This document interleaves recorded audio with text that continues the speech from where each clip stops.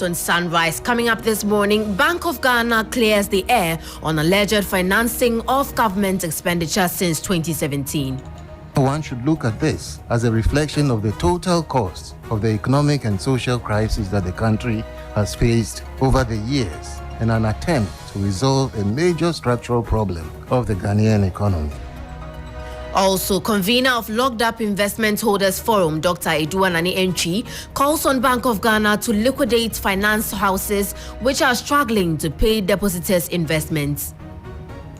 Take their license and bring their operations to an end and take over their liabilities and settle.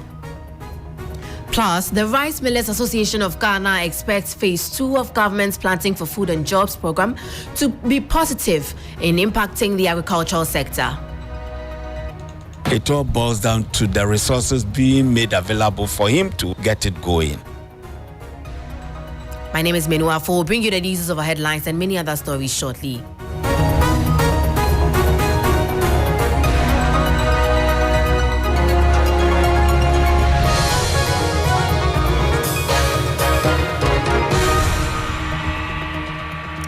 Thank you for staying with us. In our first story, the Bank of Ghana has debunked the assertions of providing financing for governments every year since 2017 to a tune of over 60 billion cedis.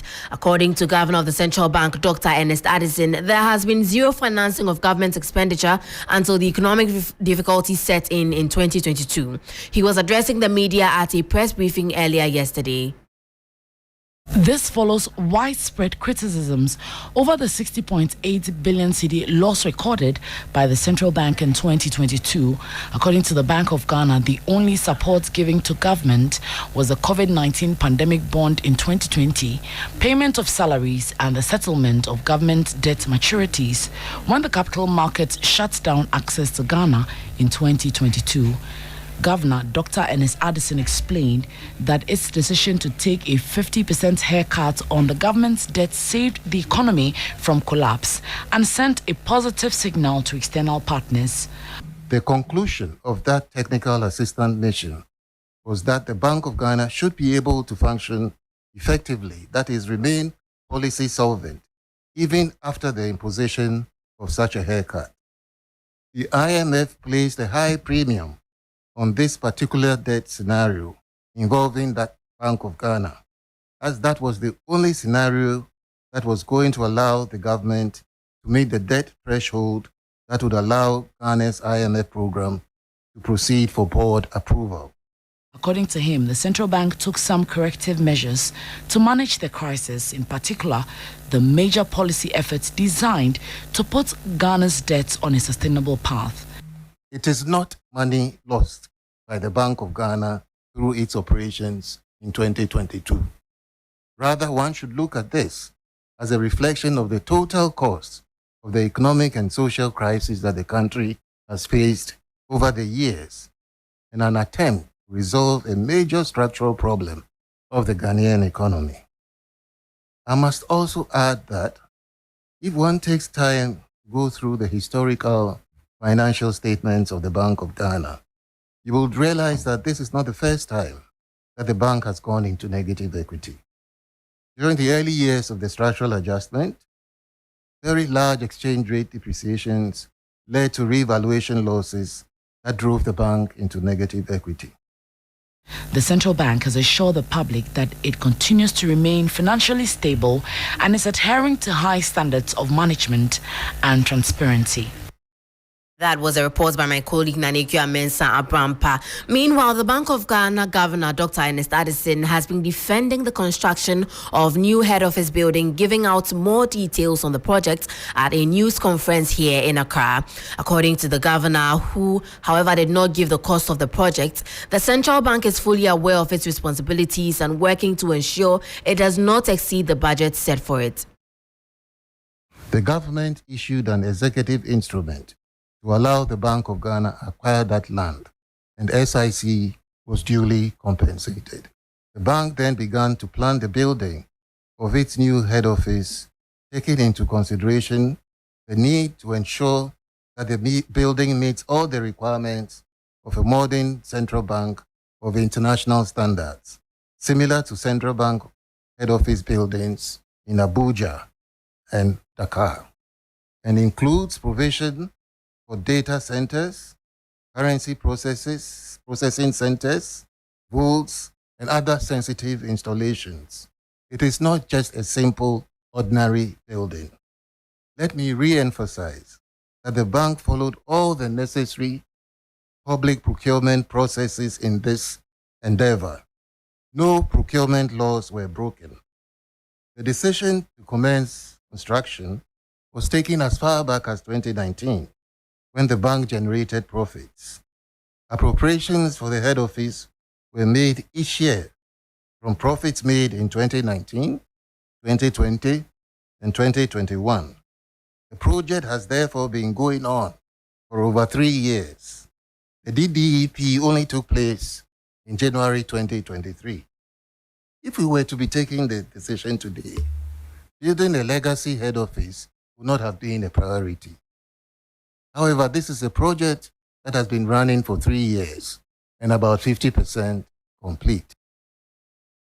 You heard Governor of the Bank of Ghana, Dr. Ernest Addison. Away from that, convener of Locked Up Investment Holders Forum, Dr. Edu Anani Entry, has called on the Bank of Ghana to liquidate finance houses which are struggling to pay depositors' investments and absorb their liabilities, just like it did with banks during the cleanup exercise. Thousands of investors have had their funds locked up in finance houses and savings and loans companies since 2017. We sent a letter to the Bank of Ghana 2nd May. Bank of Ghana didn't respond. Then on the 15th June, we sent another letter to Bank of Ghana. This time it was a bit stronger in terms of the wording that we are not going to allow that to happen. And we said Bank of Ghana, 2 things, must provide liquidity support to these institutions so that they can service their withdrawal demands.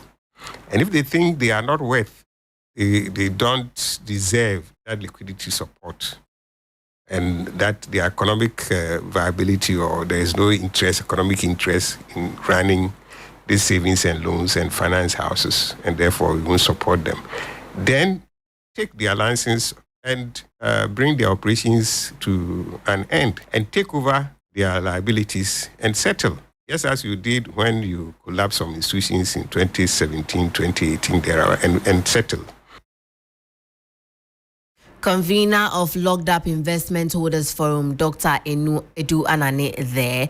Now, away from that, the Rice Millers Association of Ghana says it is optimistic of a positive impact on the sector with the government's announcement of phase 2 of its Planting for Food and Jobs program.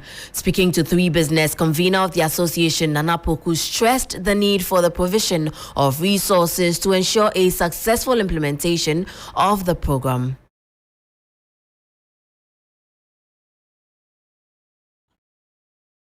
I always want to give 100% to the ideas that comes through. But the will to get it done is what we are all looking at. I have met with the Minister for Food and Agriculture. He comes out as somebody who, when he tackles something, wants to see it done. If he's given the resources to let it work, this man will get it done. I have no doubt about it. He's young and a forward-looking person, and a successful businessman at that. So he understands the intricacies of business. So when he says, I'm going to do the 2nd round of Planting for Food and Job, I am elated. I think it will be done. But it all boils down to the resources being made available for him to get it going.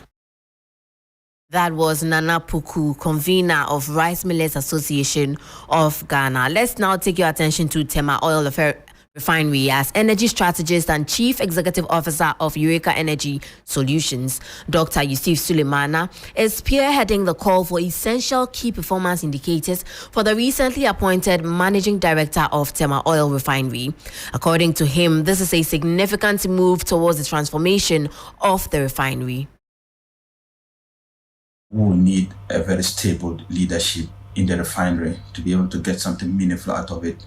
I'll urge the duty bearers to ensure that they deliver to Mr. Appiah some KPIs, some key deliverables with a time frame. He should be told that this is ABC that he needs to achieve within this time frame. It should be something that is measurable and achievable, and give him the space to operate or to bring all his expertise to bear. We're told we had a couple of deals on the table. One of the things that I will expect the duty bearer to put before Mr. Appiah is to work to ensure that a deal is reached, a deal that will inure to the benefits of the refinery and the nation as a whole. Key thing that I will urge the managing director to look at is the fact that he has to bring the entire workforce along with him. Whatever vision that he has, he needs to communicate it and collaborate with the internal leadership of the refinery. I think that is critical. So I believe both sides is very important. The workers being able to give him the cooperation, and he being able to also bring the workers on board. Energy strategist and chief executive officer of Eureka Energy Solutions, Dr. Yusuf Suleimana there. Now take a listen to how the city is faring against major trading currencies and how some of our key commodities are faring on the global market.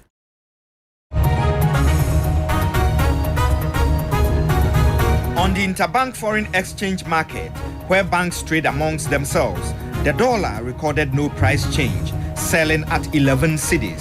The British pound also recorded no price change, and it's selling at 14 cedis. The euro is selling at 12 cedis. It's recorded no price change. However, be guided that these figures will be higher at a forex bureau near you.